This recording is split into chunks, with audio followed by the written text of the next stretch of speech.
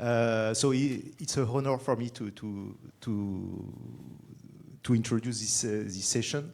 I'll have a bit more time than the next speaker, so I'll try to insist a bit on the introduction. I hope that this could help introducing the field and stimulating discussions.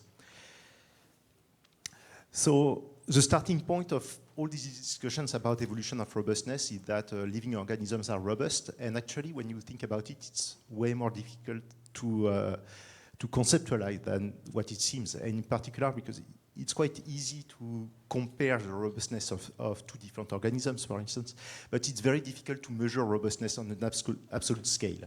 So I assume that when biologists say that living organisms are robust, what they actually mean is that they are more robust than non-living things, right? And in particular, we all have the intuition that phenotypes are regulated. And somehow, if you feed a monkey with twice as many bananas, you don't get a monkey that is twice as big. I mean, the borders of a species are quite limited. And the second observation is that a lot of mutations are silent or have a small effect on organisms. Like, this is a movie, but that's not reality. We all know that mutations don't lead to extremely high phenotypic changes. So why are organisms robust? Well, as usual, nothing makes sense in biology except in the light of evolution. So this has to be due to evolution.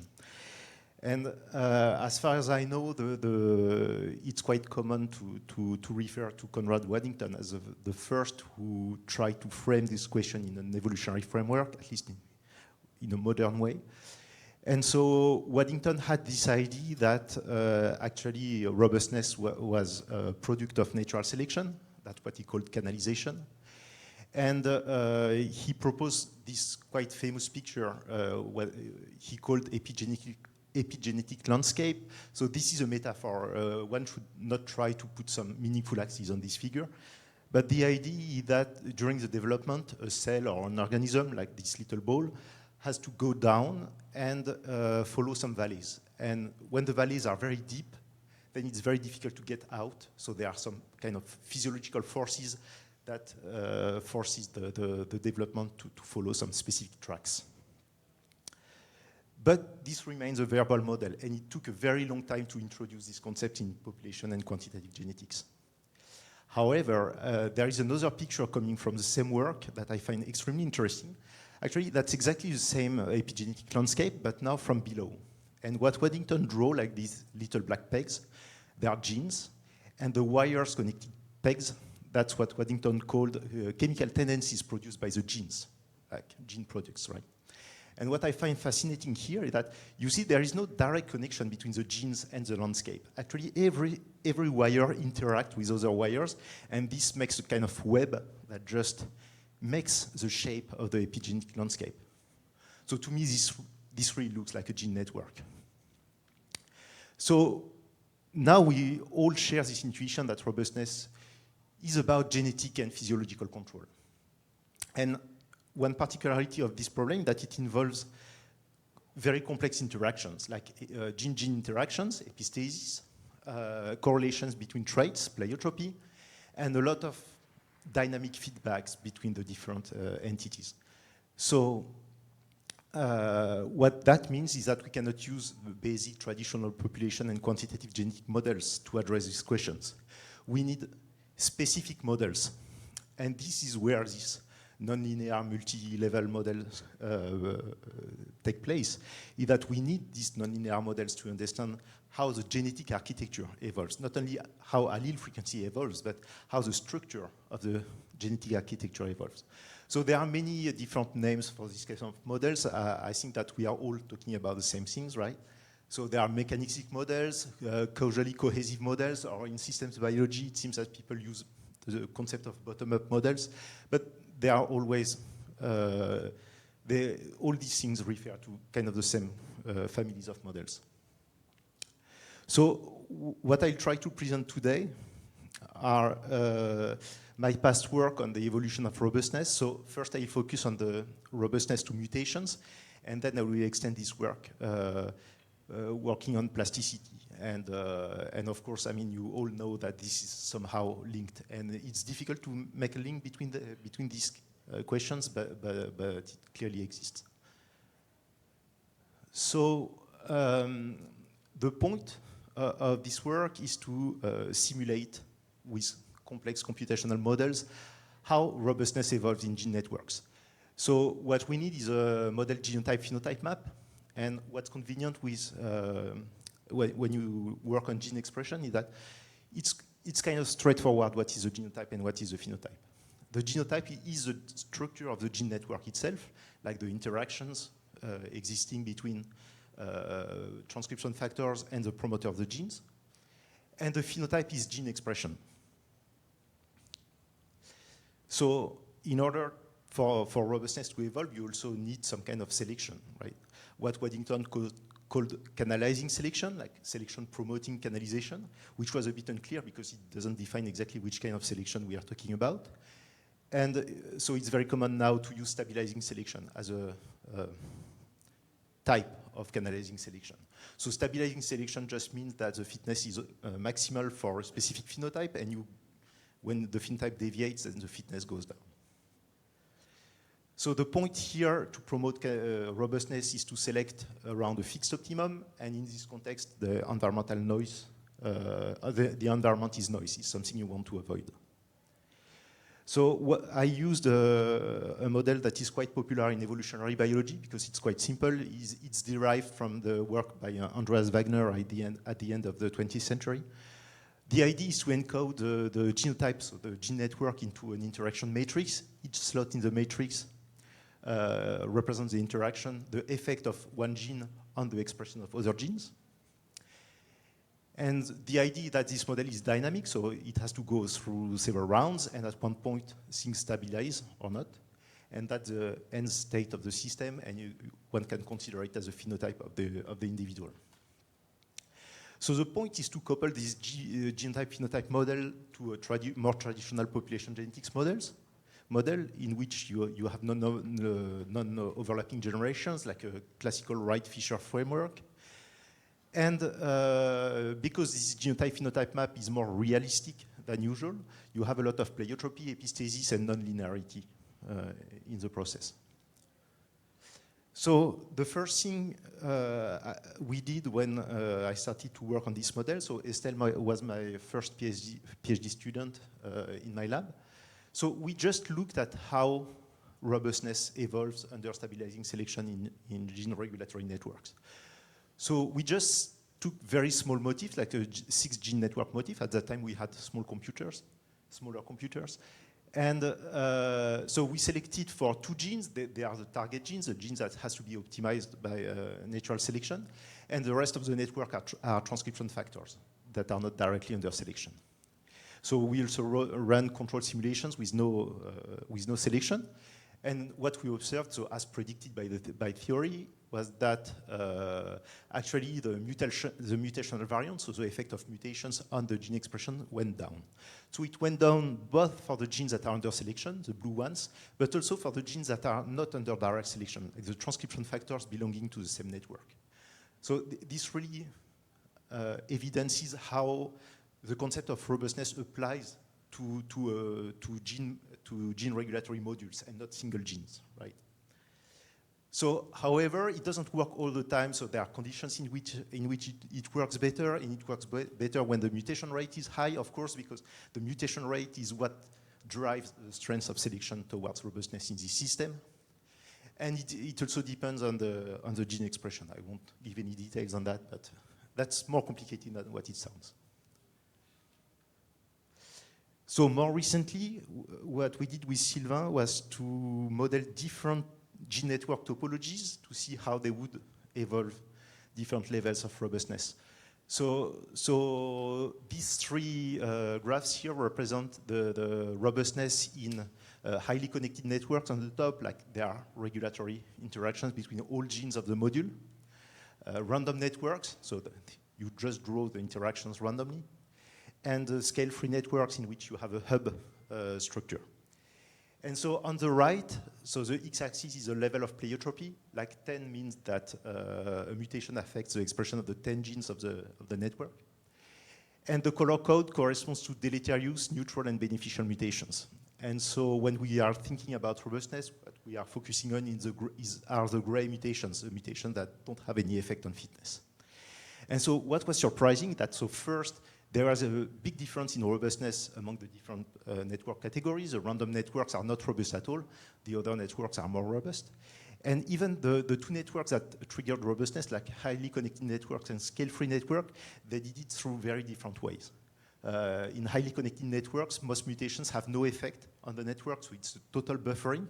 But in scale-free networks, what happens is that mutations are isolated and they affect only one gene most of the time in the network. So the fitness consequences are quite limited.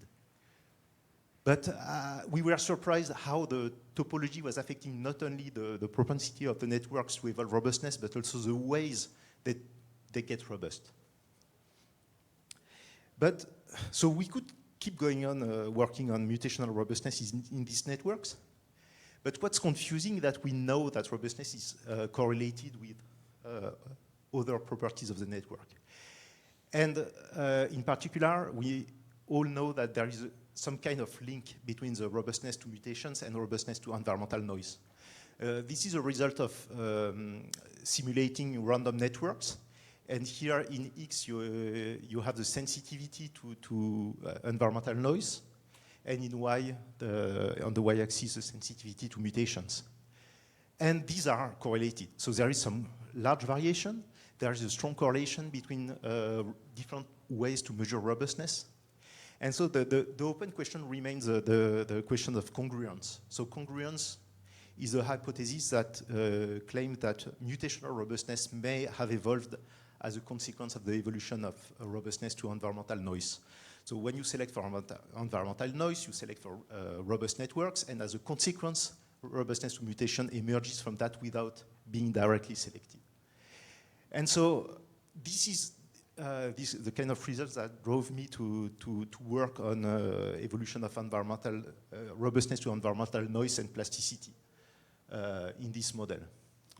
Because, of course, you all know that transcriptomes gene expression tends to be very sensitive to environment.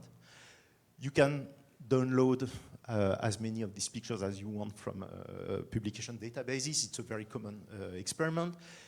You take one or several genotypes, you put them in different environmental conditions, you measure the transcriptome through different measurement of gene expressions, and you end up quantifying large subsets of genes which expression changes as a function of the environment. So here I try to select the example based on the color pattern. That's very surprising how much diversity there is. So you can make Ukrainian flags, French flags. I tried the Canadian ones, but it's not very convincing, right? And and you have the same pattern for vertebrates, insects, whatever kind of stress, abiotic, biotic, whatever. And so, of course, what we have to keep in mind is that these are the same networks. The sensitivity to mutations and sensitivity to environment, it comes from the same gene regulatory connections.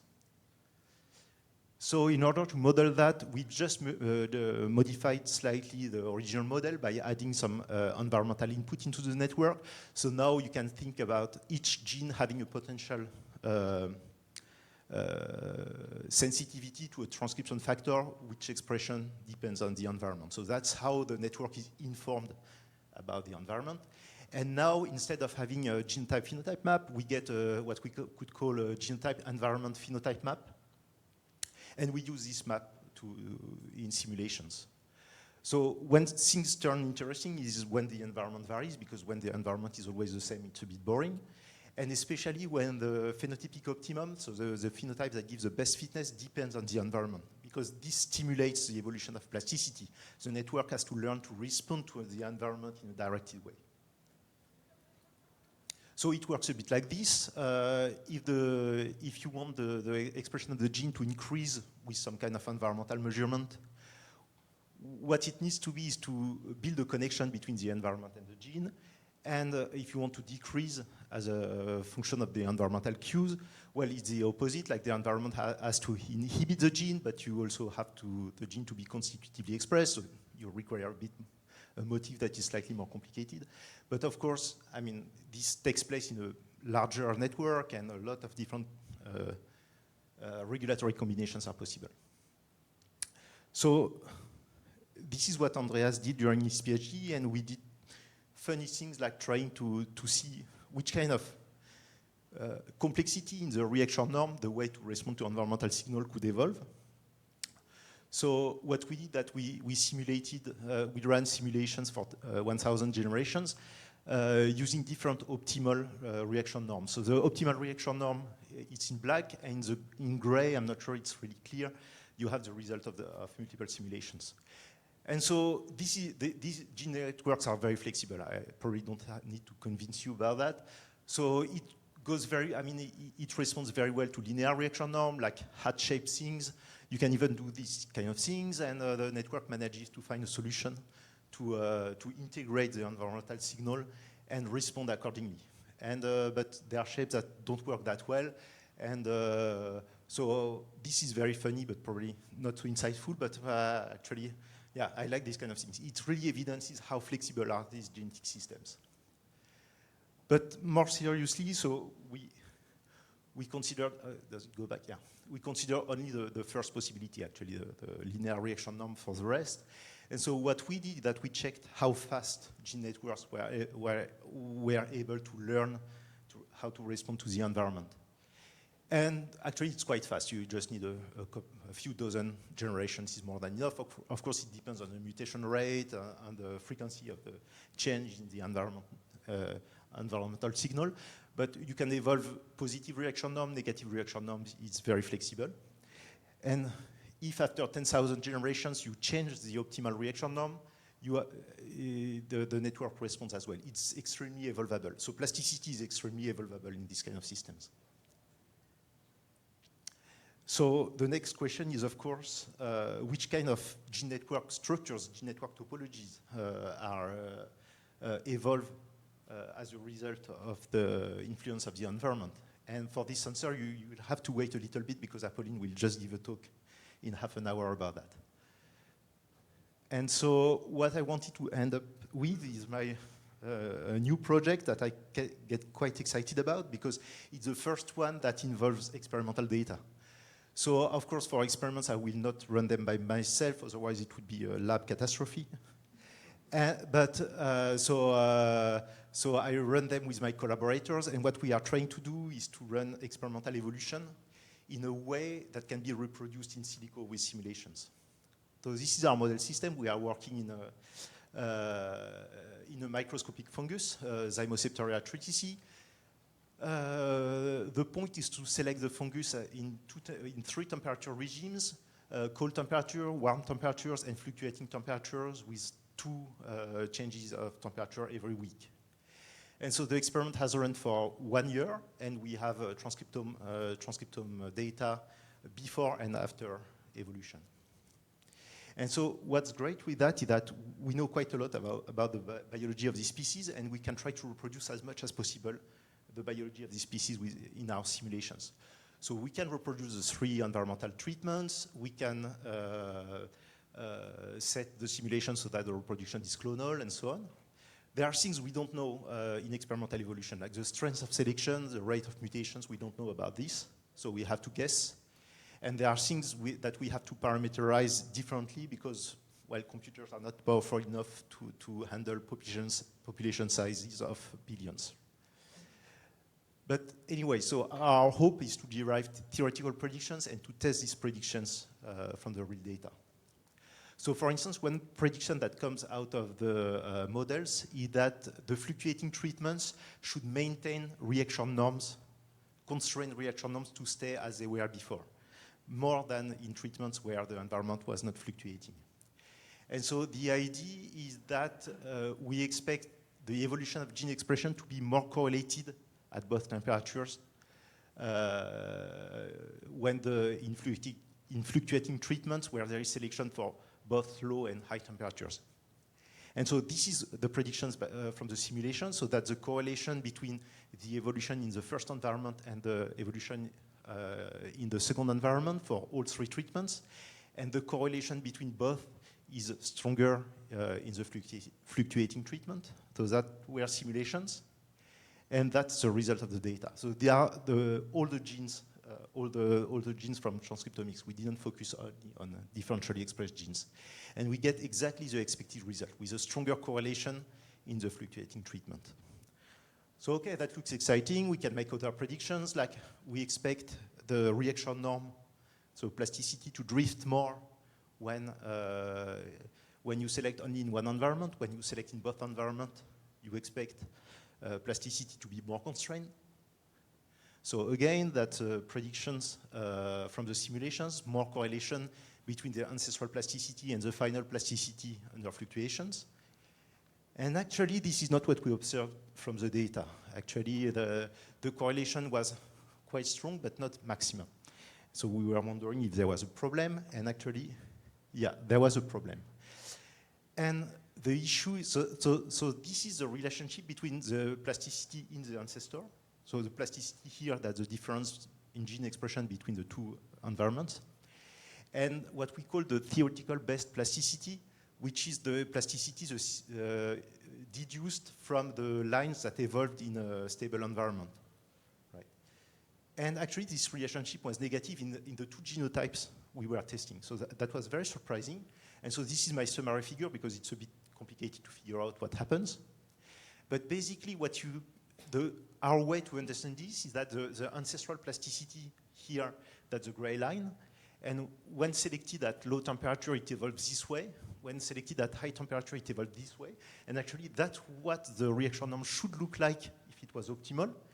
And there is a negative relationship between this optimal reaction norm and the ancestral reaction norm. And so we don't know actually why this happened. It's actually surprisingly common. It seems that a lot of people running experimental evolution and looking at plasticity realize that it seems that the ancestral plasticity is maladaptive and has to evolve during the experimental evolution, which seems a bit weird. And so what we don't know is that whether there is something we don't understand at all about natural selection. That's possible. I'm not convinced at all that I understand natural selection. And the alternative is that there are very strong constraints in gene networks, much stronger than what we thought, that prevents this reaction norm to evolve like this in the ancestor for some reason. And so this really remains an open question. Okay, so I think it's time to wrap up. So just the take-home message for this talk is that if you want to study how robustness evolves, you need a nonlinear GenTag environment phenotype map. If you are around here today, you probably know that. So it's much more convenient to work with realistic trait architecture models. There is something similar somehow between environmental robustness and genetic robustness. And it's common to say that there may be the 2 sides of the same coin, but okay, there may be 2 sides of different coins. And okay, that's what gets extremely exciting in this kind of things. It's more complicated than what it seems. And there are still substantial gaps in the theory. So if some of you are not theoreticians, don't think that everything is known. And in particular, we know very little about evolvability of plasticity and the relative effects of selection and constraints in the evolution of genetic architectures. Okay, so I just want to thank funders, collaborators, students, and Paul and Rebecca for the invitation. Thank you.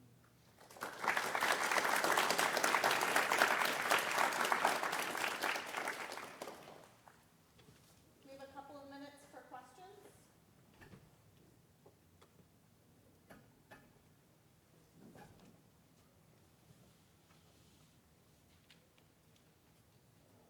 So I have one question. Yeah, I was curious about so you showed these models where it's actually difficult to evolve these stepwise reaction norms, and I was wondering why is it so? Okay, my guess is that it's a limit of selection, but I haven't checked that. The problem that to select along a reaction norm, you have to experience an environment on a repeated basis, right? If you never encounter an environment, you cannot evolve a response to the specific environment. And when the reaction norm is too complex, actually you don't experience a specific environment often enough as an individual or as a population.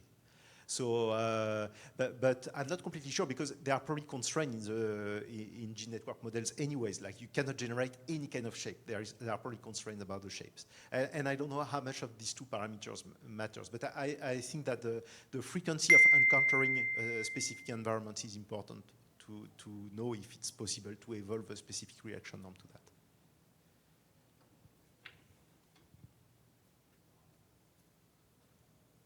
Any last questions?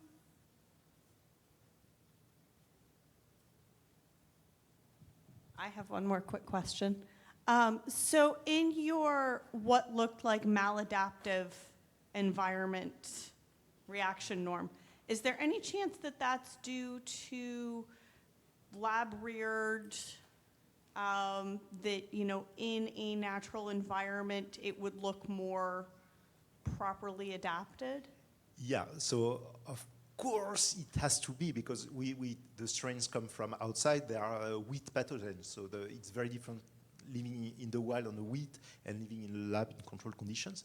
But here we are looking at the reaction norm, so the response to the temperature. And so, of course, it's not impossible, but I don't know. It's difficult for me to imagine that for the majority of genes, you expect that the way to respond to the environment, to the temperature in the wild differs from the one in the lab. So it's not about gene expression, it's about the sensitivity, the sign of the sensitivity to temperature. So of course we cannot exclude that, of course, because the two environments are very different. But that means that if this was the case, there are very, very strong environment by environment interactions in the fitness function, which is not what I really expect, but I don't understand natural selection, so. All right. Good morning, everybody. My name is Alger, and today I'll present some of my PhD work on the evolution of plasticity and evolvability. So as you know, all organisms need to be able to some extent to cope with environmental variation. For example, variation in the availability of nutrients or the presence of predators, temperature, you name it. So in other words, they need to be adaptable. And there's multiple ways to become adaptable, but I can roughly be divided into two, which are plasticity and evolvability. And here I define plasticity as the capacity to generate an adaptive response using environmental inputs. And I define evolvability as the capacity to generate an adaptive response through random genetic mutations. So one is basically phenotypic adaptation and the other one is genetic adaptation. So the effectiveness of these two strategies depends on how the environment changes. For example, if the environment changes very frequently, there's a very high benefit of being plastic.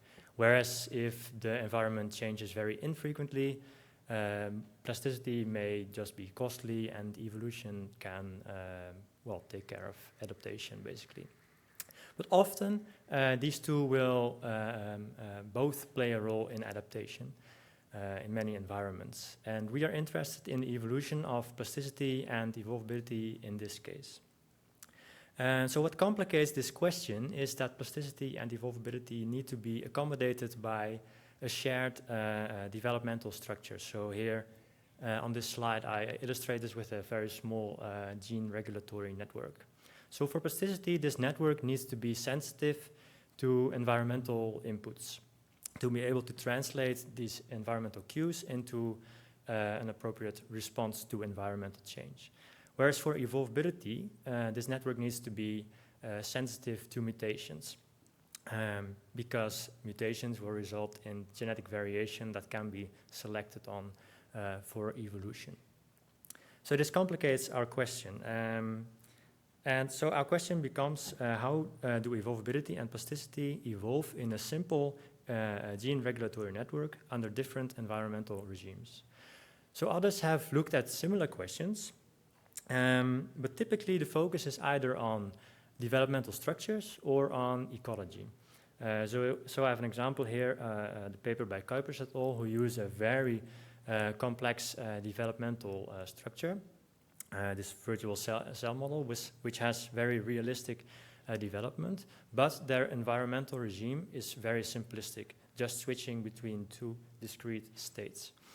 On the other hand, you have, for example, a paper by Botero et al., who test a wide range of environmental conditions with a wide range of strategies that can help adaptation in this case, but they use very simplistic development, often just reaction norms without the regulation behind it. So what we aim to do here is find a middle ground between these two approaches and use a very simple gene regulatory network, as simple as possible, to be able to test that, its evolution in a very wide range of environments. So what does our setup look like then? So we built an individual-based simulation model with a population of individuals which each have a network as is on the slide, the topology. And this network will receive cues with information about the environment in this first sensory gene. And this cue will be translated by the network into a phenotypic output. And each of these genes has a sigmoid activation function, which translates the total weight input that it receives into an expression level. And that finally results in a phenotype. So two things can mutate in this network in the simulations. One is the interaction weights, so of the interactions between the different nodes. And the other one is the slope of this activation function. All right, then we also have the environment. And in our case, this environmental state can change on a continuous scale between -1 and 1, and it changes in discrete steps. And what we select for is that the phenotypic output matches the environmental state. So in our simulations, we varied 3 components of the environment, which are the change rate. The change rate is just the chance that the environment switches to a different state. The predictability, which is just how much the new environmental state resembles the old environmental state. So the higher the predictability, the higher this resemblance will be. And the Q reliability. So how much information do Qs provide about the actual environmental state. So in this example here, so Q reliability ranges from 0 to 1. So this example is very reliable already, but there's a small mismatch between the Q and the environment. We do this by drawing this Q. We draw this Q from a distribution around the actual environmental state, and the lower the reliability, the wider this distribution is. All right, let's look at some results then. We first focused on 2 very extreme cases. One with maximum Q reliability and one with very low Q reliability. And what you can see here are just 2 example runs of many replicates.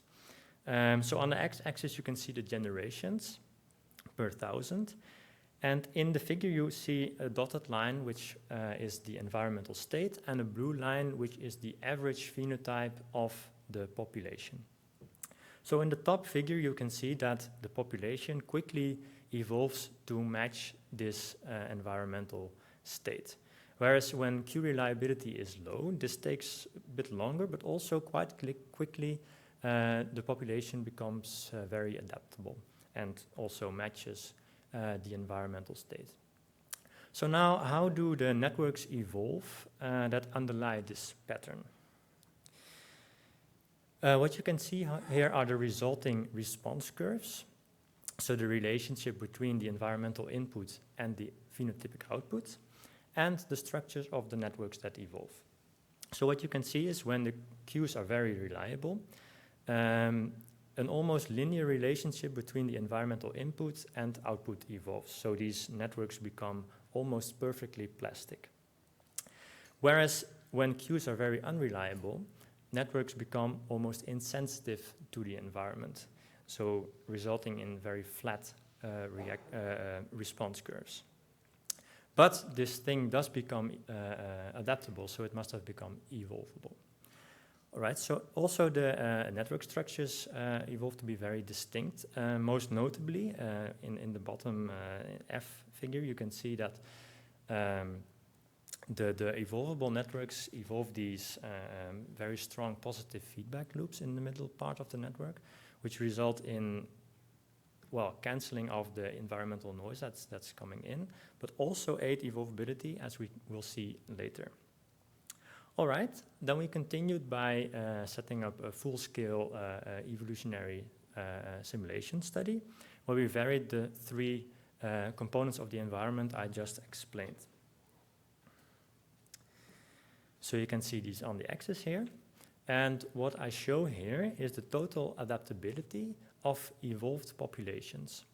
And we measure that by letting the evolved populations evolve to a novel environmental target for 50 generations, and then measuring the fitness gain over these 50 generations. So this is a measure of the how fast these populations can evolve.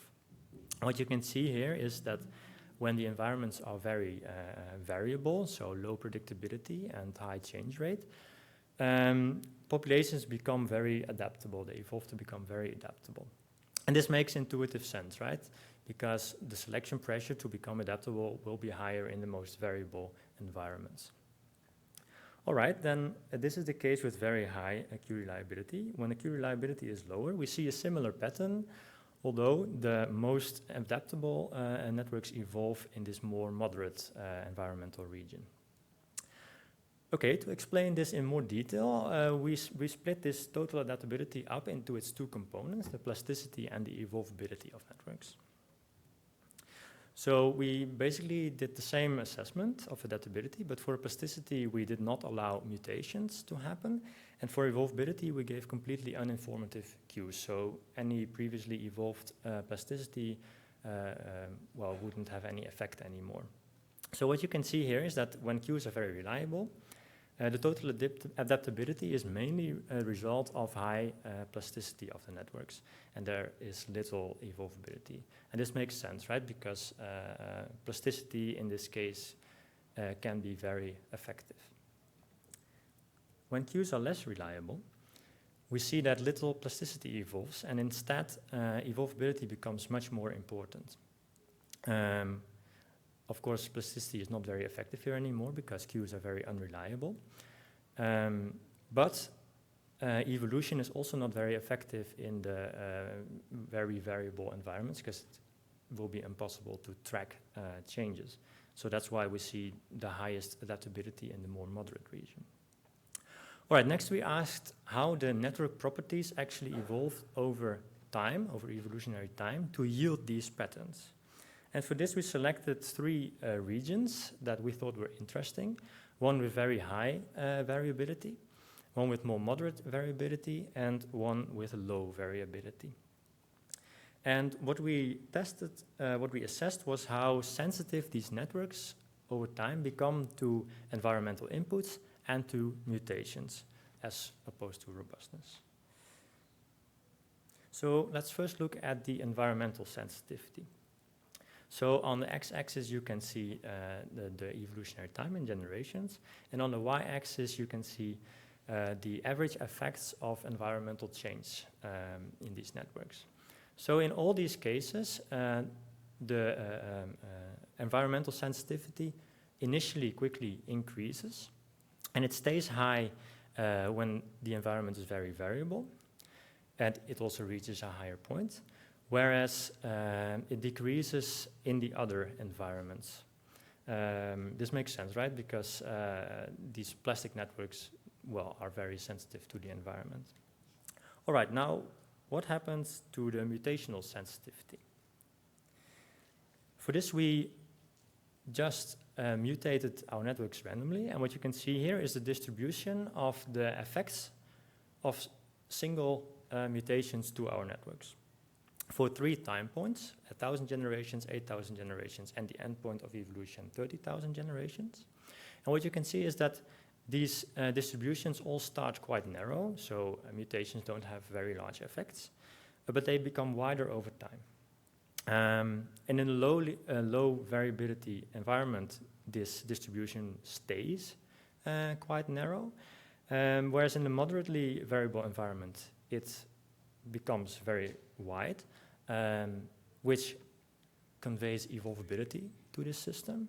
And also, when this evolvability increases over time, this will decrease the relative benefit of plasticity, which explains this decrease we see in the left figure. And perhaps surprisingly, this distribution becomes even wider for the highly variable environments, which are already quite plastic. So how is that possible? Plasticity in this case is not perfect, so there's still scope for evolution. So also still scope for the evolution of evolvability. But this only works when there is adaptive plasticity. So there's kind of an interplay happening here between plasticity on the one hand and evolvability on top of that plasticity. And that's why you also didn't see it in the heat map, which I thought was an interesting result. All right, to summarize this up, environmental variability selects for high adaptive capacity, mainly through plasticity when cues are reliable, and mainly evolvability when cues are unreliable. In moderately variable environments, increasing evolvability is accompanied by a decrease of plasticity. And in highly variable environments, networks become sensitive to both environmental inputs and genetic mutations. And these results provide insight in how the evolutionary history of a population affects its capacity to deal with future environmental changes. And I would like to finish by thanking the evolutionary modeling group, who are almost all here, by the way, and my supervisor, Piet van den Berg, and of course you for listening, and Paul and Rebecca for inviting me to this session. Hi. So I wait. No, Okay. So I'm going to talk to you about the association between gene regulatory networks and gene expression plasticity. So first of all, what is plasticity? So it's the fact that traits are depending on the environment. In my case, I consider gene expression as traits. And so when gene expression is correlated with environments, as for gene 1 and gene 2, I consider those genes plastic, and gene 3 is not plastic because its expression is not correlated with the environment. And for gene regulatory networks, when a gene is expressed, the products of its expression can interact with the expression of other genes, and these other genes can also interact with the expression of other genes, and so on. And when you take all of those regulations, you get a network called a gene regulatory network. And the big question here is, what is the link between plasticity and gene regulatory network topology? I'm not the first one to ask this question. And if you look into the bibliography about this subject, you can find many studies, mostly theoretical, a few empirical, that associate some motifs. So motifs are small patterns often found in networks, some motifs with gene expression plasticity. So this is 3 of them: feed-forward loop, diamond loop, and feedback loop. And the issue with that is that those motifs are also found associated with robustness, which is kind of the opposite of sensitivity to environment. So there is a contradiction, and to this day there is no consensus. And to fix this issue, I want to answer 2 questions. Are plastic and non-plastic genes regulated differently? And are motifs relevant for plasticity? And to answer that, I will use theoretical and empirical data, and I will compare them. So for my data, I used Escherichia coli data and simulations. For Escherichia coli, I took the regulation information from an online database called EcoSeq. I collected plastic genes from studies reporting differentially expressed genes in response to environments.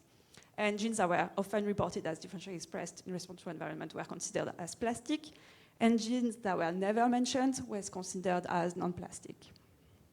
For my simulation, so I used the same model as Arnaud, so I'm going to be brief on that. I used an individual-based population evolution model. So all of my individuals have a genotype. The genotype is encoded as a gene regulatory network.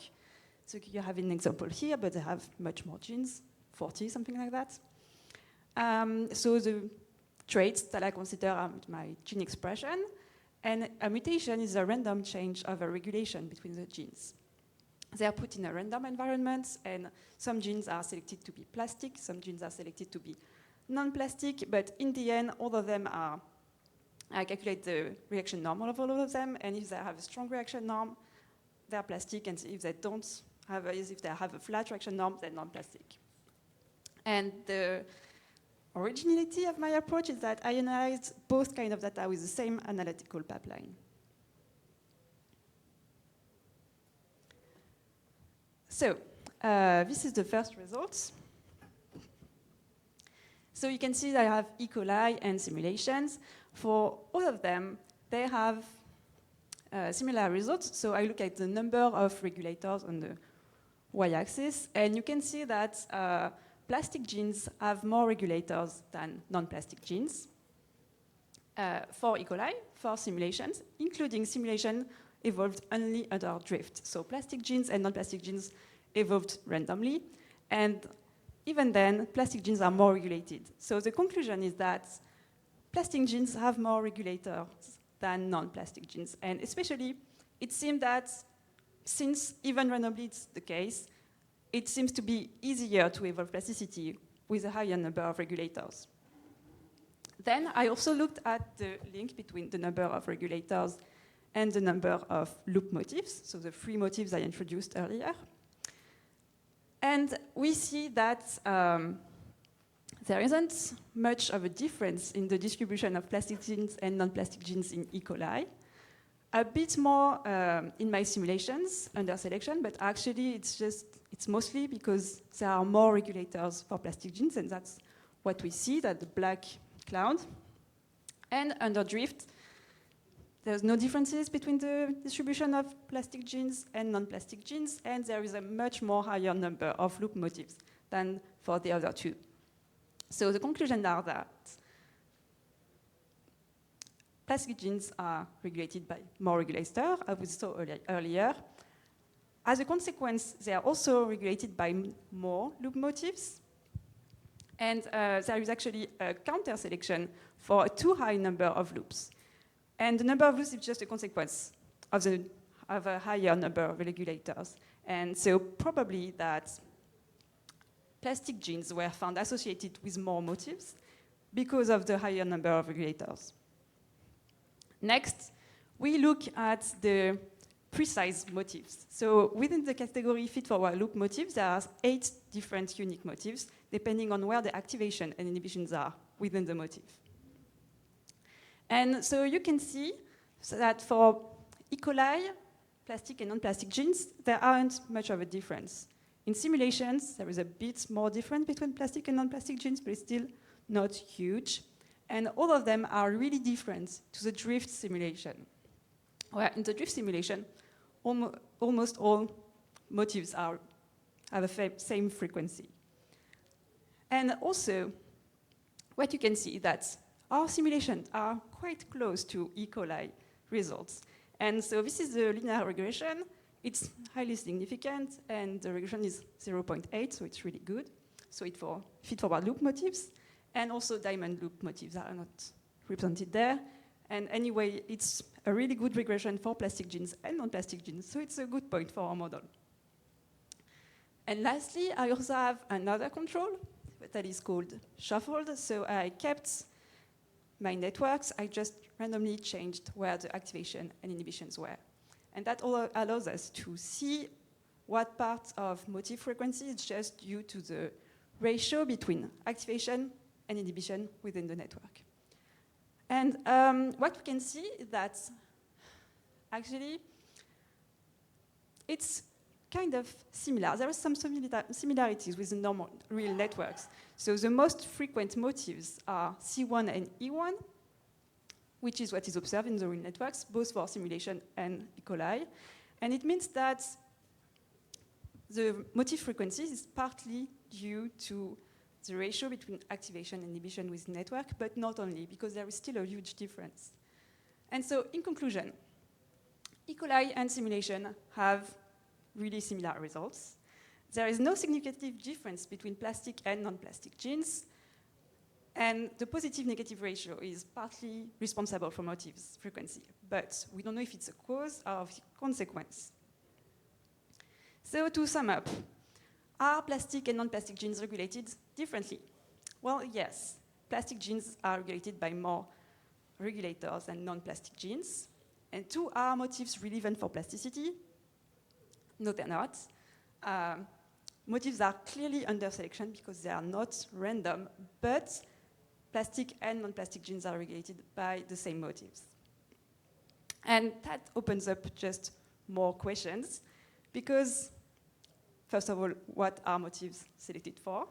And also, our quantitative model did really good predictions, and the empirical networks are only discrete. And also, there is still we find a difference. So there is some information here. There are more regulators, but also there are huge overlap between plastic and non-plastic genes. So where is information? Probably somewhere else. Maybe in the quantitative information about regulation.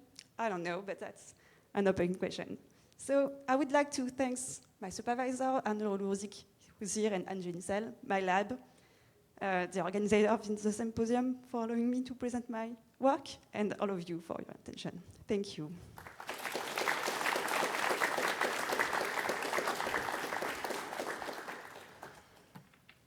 We have some time for questions.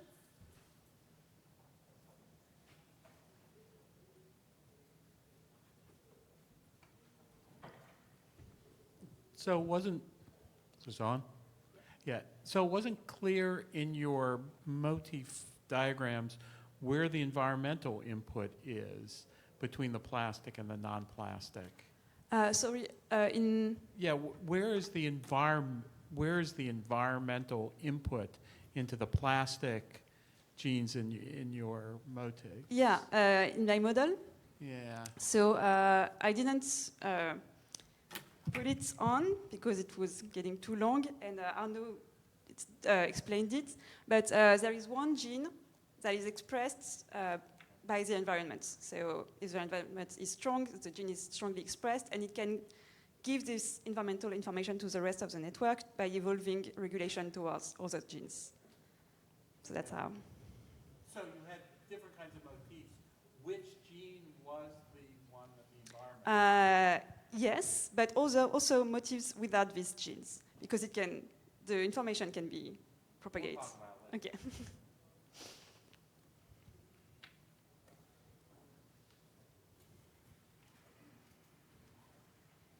So I have a related question. Did you look at whether there were any differences depending on whether the gene that had the environmental action or the environmental relationship had a positive or negative effect on the rest of the motif?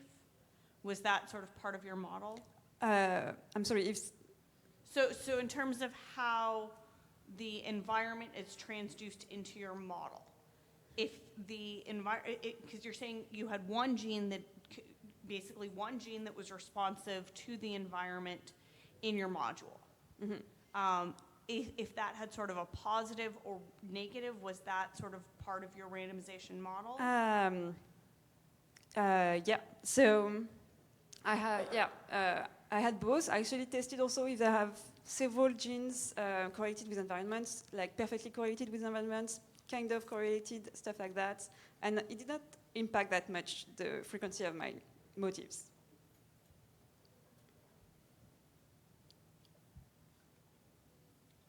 Okay, thank you.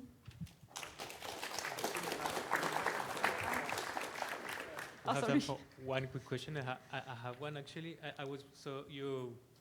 In the end of your talk, you were asking why we are considering networks as discrete, and I was curious about what is your thought on how we can move on this and actually, change the views and model them differently. Yeah. Well, I think the biggest issue is how we get empirical regulations, because it's really difficult to have like a kinetic regulation or have to put a quantitative data on it that is not just activation, inhibition sometimes, or sometimes one and sometimes the other. So I think the main difficulty is empirical, because in the model we can have anything. And also we probably miss out on some regulations that are not really considered in gene-regulated networks, like a lot of epigenetic and stuff like that is not taken into account, and I think it's probably also something really important. So yeah, thank you.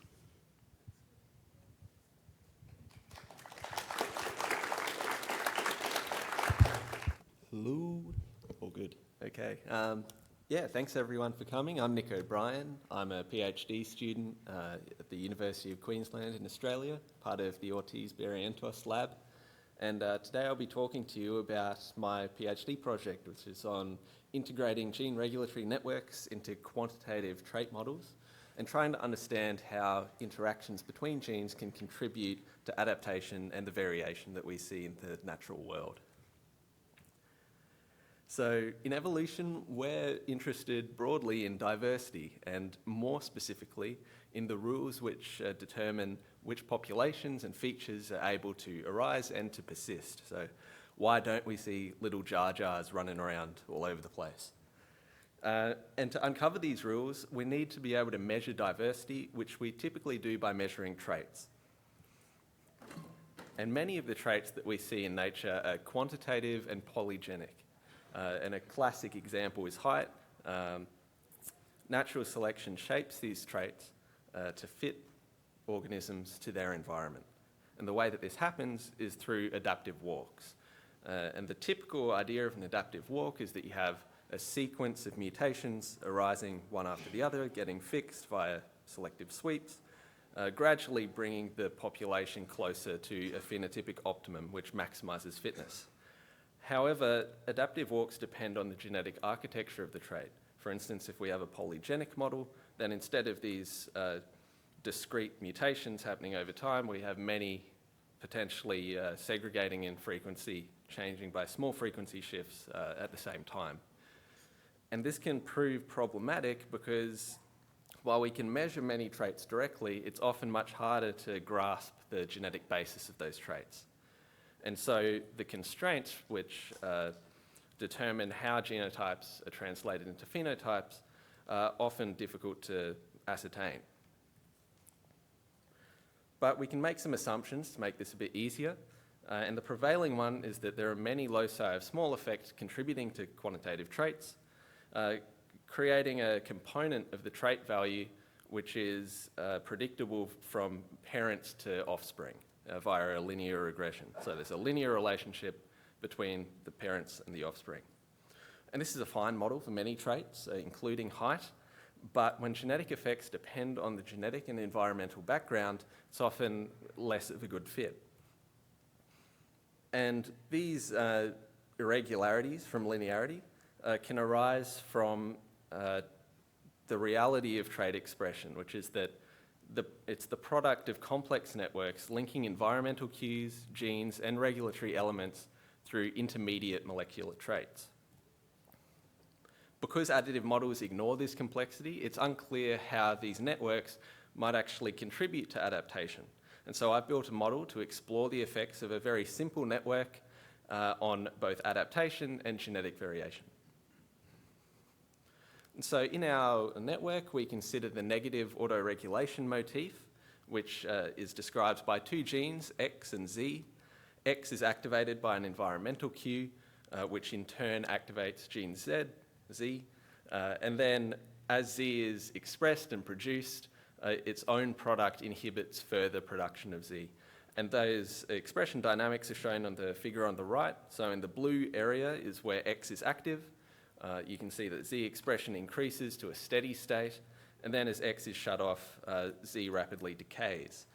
Now that curve is described using ordinary differential equations, or ODEs, and here I have the derivative of Z over time, and that explains that expression curve. So you'll notice that I've highlighted some of the coefficients there, and I want to point out that those coefficients affect that curve in different ways, right? So how high the steady state is, how quickly Z expression approaches the steady state or it decays, all of that is affected by those coefficients, which I'm terming molecular components, and they can be mutated. So for instance, if we look at alpha, and we increase that value relative to a baseline level of expression, then we decrease the total amount of Z expression. And we have similar effects for the different coefficients or molecular components that I've mentioned. So KXZ also decreases that expression, and both KZ and beta, they both increase the expression, right? But they do it in different ways, and that's quite key, right? So because this model is based on systems biology, where we're trying to explore the cellular dynamics of populations or of cells, then those coefficients have proper biological interpretations, right? So if we look at alpha, we try and mutate that alpha value. We could link that to Z degradation, right? So a mutation there might be involved with ubiquitin, tagging proteins for degradation. So we have these coefficients which can affect the expression curve, but we need to be able to measure a quantitative trait value, and the value that we've chosen is the amount expressed over a time period, which is just taken by taking the area under the curve. But now we need to put this into the context of a G to P map, and I'm doing this by modelling explicit genomes and treating each of the molecular components as quantitative traits in their own right. So in this example here, we can see a genome with a number of QTLs along it. The model is diploid, but for example's sake, I'm just modelling one or showing one haploid genome here. QTLs along that genome contribute to each of the molecular traits in a different way. And the beauty of modelling in this way, with these explicit genomes, is that we can look at the effects of linkage and recombination between or within molecular components and how that might affect trait variation down the line. And further, we can control which of the molecular components are able to mutate at all, which might be helpful for exploring the robustness of the network or kind of doing a sensitivity analysis within the constraints of an evolutionary simulation. In K-, only the, I've created two treatments here, right? K plus and K minus. So in K plus, 4 of these molecular components are able to mutate, whereas in K minus, only the alpha and the beta components are able to. And so after we have these component values, we can plug them back into the equation to get our expression curve, and then measure the area underneath that curve for our trait value. And that gives us a G to P map, which we can put into the context of populations via individual-based models. And so I'm doing that in SLIM, and we can think of each individual having their own genomes, their own set of mutations, which creates variation in the component values, and that in turn creates variation in the traits. And then we can map that to fitness using a fitness function. So I'm using a stabilizing selection model, and we can use existing population quantitative genetics tools to analyze the adaptive walk when that phenotypic optimum shifts. And with this setup, we can explore the effects of network-derived interactions on variability and adaptation in different evolutionary scenarios. So to start with, we considered a very simple adaptive walk, like in the figure from earlier, where we had that sequence of stepwise mutations. There's just one contributing locus per molecular component in these models here. They're both unlinked, and we're only considering the K- models as well. So we can see in the figure here, this is a distribution of phenotype means. Each distribution is showing many replicates of evolution. And the K- models, they tend to lag behind the additive models on average, right? And this corresponds with the distribution of fitness effects. And we found that the distribution has this long tail of deleterious effects in the K- model relative to the additive. This increases the cost of the average mutation in these K- populations, and crucially, the waiting time for a beneficial mutation. But what if we look at a polygenic scenario and the K+ model? Well, we see a different pattern. In this example here, we're seeing 256 loci contributing to each of the molecular components, and we vary the recombination rate. Additive and K- models are hampered by low recombination rates, but they're able to recover the adaptive response as recombination increases. However, the K+ model is robust even to low recombination rates. Theory would suggest that these K+ models must be able to maintain their additive variance. However, this might not be the case in the K- and additive populations. And this is exactly what we see. And if we look at those additive and K- populations, there's an increase in that additive variance segregating in the population as recombination increases. And although VA already increases in the K+ model, because the segregating variation is already so high in the low recombination, there's only so much improvement that can be made. And this is quite an interesting result because it suggests that certain network structures might be able to bolster additive variance and reduce the need for recombination. However, future work, which explores the evolution of recombination via genic modifiers, will be able to shed light onto this. But there is one burning question I'm sure you all have, and that's why do we see that increased variance in those K+ models? And this comes from the K+ models harboring more positive interactions in general than the additive and K- models. And also these synergistic epistatic effects, they're correlated with increased LD, so they're often inherited together, which means that the synergistic allele complexes generate additive variance. So to summarize, we found that the interplay between network structure, recombination, and other aspects of the genetic architecture are important mediators of variation. And our model makes it possible to explore these interactions in a range of both evolutionary scenarios and traits. However, we've been focusing on this simple motif, right, the negative auto-regulation system. It would be nice to be able to extend the model to look at quantitative traits as a whole. And we can do that by rethinking what sort of traits we're measuring. So if we think of Z expression as the trait of interest, it's more of an intermediate molecular trait. But we can expand the model to link similar molecular traits to a quantitative trait, such as height. Adding this additional hierarchical level might be helpful for identifying which of the molecular traits or components are canalized and how variation is distributed within quantitative traits. So that's all I have to say. I'd like to thank my supervisors, Daniel, Jan, and Barbara, for all their help, and the OB lab as well. Maddie James just gave an excellent talk. If you missed it, I'm sorry, you definitely missed out. And Zoe Broad is giving another talk in the session just after this, different symposium, but I'd recommend you check that out.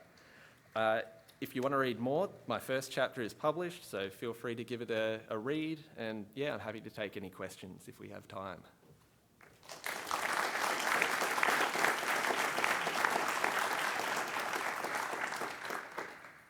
So we have time for a couple of questions.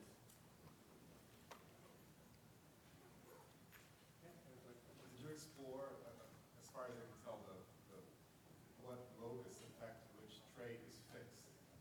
Sure. Tried modifying the relation between locus and traits, or thinking about that? Yeah, so between replicates, the loci contributing to each trait is randomized so that we don't have that kind of structure. Early on, I was also looking at pleiotropy, so you could see one locus affecting multiple of those molecular components, but it was just kind of too much complexity to grapple with at the moment.